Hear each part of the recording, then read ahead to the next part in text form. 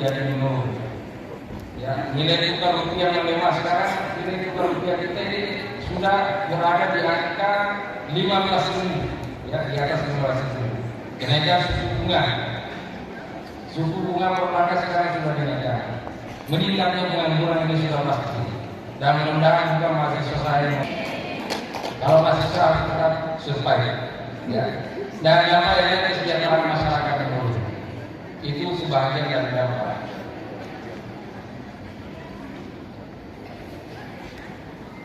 Nah, di 2023 kondisi ekonomi itu akan menjadi sangat gelap sekali. Terus, silakan slide berikutnya.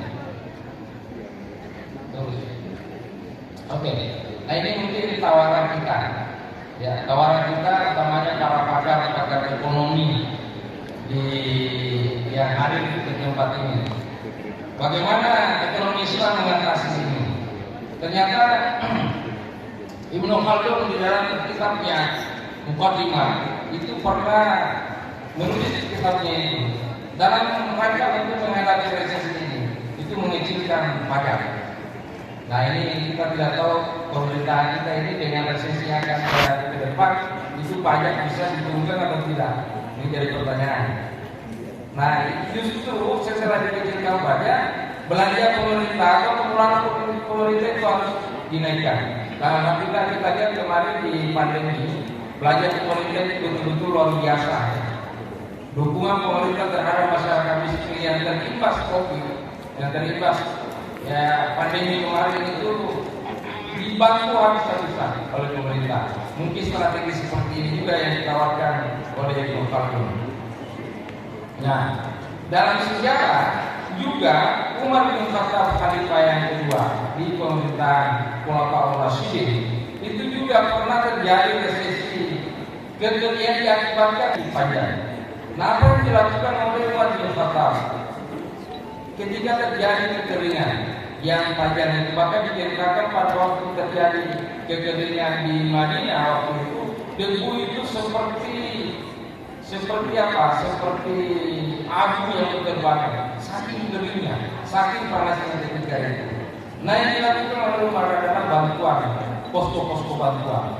Jadi beliau memerintahkan kepada masyarakatnya, kepada aparatnya untuk membangun posko-posko bantuan yang bisa memberikan suplai makanan dan kebutuhan bagi masyarakat Madinah ketika itu.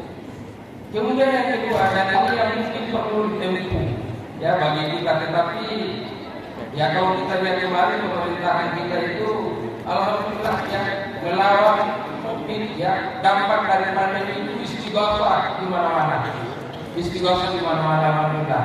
Ini yang ditempuh oleh apa yang ditempuh oleh Umar bin Khattab ketika itu. Dia mengajak kepada seluruh masyarakat ya untuk bertobat, taubatan nasuha, ya, taubatan nasuha.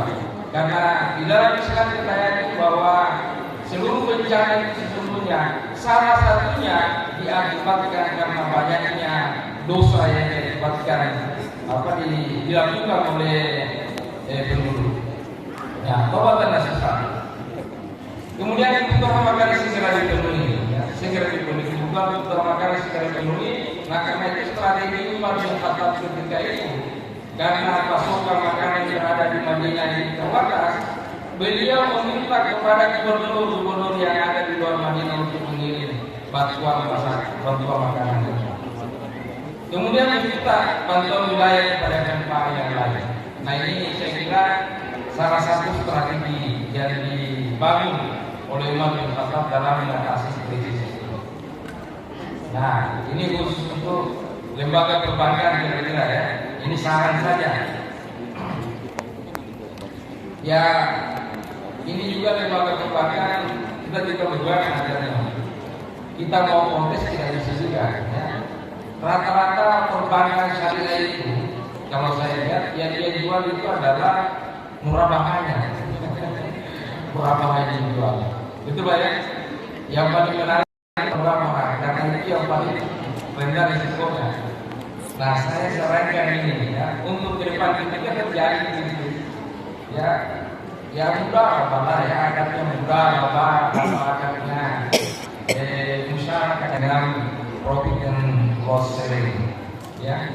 Nah, ketika terjadi resesi seperti itu, ya ini saran Pak ya, saran. Pendapatan masyarakat menurun, nasabah bapak-bapak menurun, sehingga tidak bisa membayar angsurannya. Nah, saran saya akadnya itu dirubah menjadi akad yang lain, ya, akad yang lain, ya, akad mudahara masyarakat. Kalau terjadi kerugian terus menerus, maka yang itu rugi menanggung itu adalah bank. Kalau saya kira kalau berpikir ini melakukan. Nah, hadirin yang berbahagia dan bapak yang saya hormati, khusus untuk orang kaya, dan ini kita telah teruji di saat pandemi kemarin. Untuk mengatasi resesi ini, maka yang harus dioptimalkan adalah zakat infak, ya, sedekah dan wakaf ini. Saya di awal-awal pandemi itu menyaksikan masyarakat melakukan penggalangan dana di mana-mana, dan sesudah itu dibagikan ke masyarakat, dan sangat luar biasa sekali hasilnya. Dari ibu yang berbahagia. Nah, yang cukup menarik juga yang dilakukan oleh siapa? Oleh Yusuf, ya, Nabiullah Yusuf alaihissalam.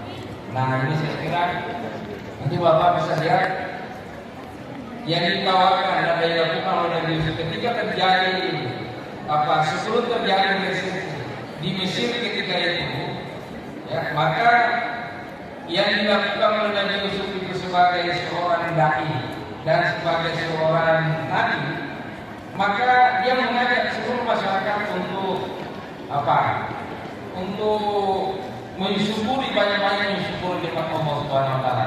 Mungkin bapak-bapak masih ingat ayatnya itu, ya. Ketika raja bermimpi, kemudian dia bertanya kepada seluruh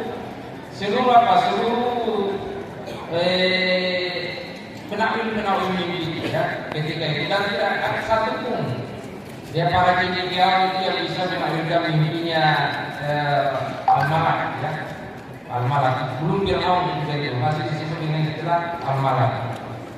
Di dalam Al-Quran dijelaskan ketika al-malak atau raja Mesir bertanya kepada Yusuf ayyuhas siddiq abtina fi sab'i baqaratin siman, ya. Berikanlah petunjuk kepada saya. Ini saya bermimpi, saya melihat 7 sapi, ya, 7 sapi yang gemuk itu, yang puluhun nasabah menjapu, itu dimakan oleh 7 sapi yang kurus-kurus. Wasabu sumbulatin khudrin wa ukhra bisatin. Dan dan saya itu melihat di dalam mimpi saya ada 7 biji, ya. Ada 7 7 biji, ya, yang kering. Nah, apa tawarannya? Jawabannya Nabi Yusuf alaihissalam sebagai takwil mimpi itu, ya. Nabi Yusuf menjawab, tasrahuna sab'a sinina dahaban. Maka yang harus dilakukan oleh masyarakat Mesir ketika itu menanam tanaman-tanaman, ya, atau memproduktifkan semua tanah-tanah yang menganggur. Tujuannya apa?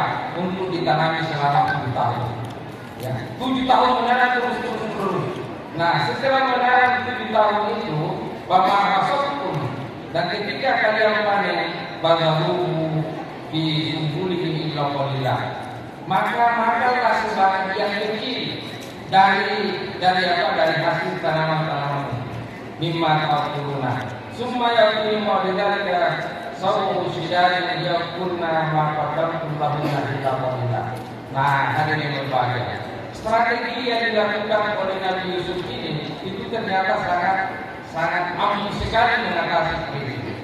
Dan ini juga menjadi pilihan bagi kita bahwa tahun ini menjadi, dan itu dimanfaatkan untuk ketika terjadi konsultasi ekonomi dan bisnis Islam ini, ya, itu insya Allah dapat memberikan pencerahan kepada masyarakat kita terkait dengan bagaimana strategi menghadapi krisis di tahun 2023, dan mudah-mudahan kita berdoa, ya, mudah-mudahan sebagaimana yang telah banyak disampaikan utamanya oleh Direktur bahwa Indonesia termasuk salah satu emerging state, ya, negara yang insya Allah tidak kena krisis.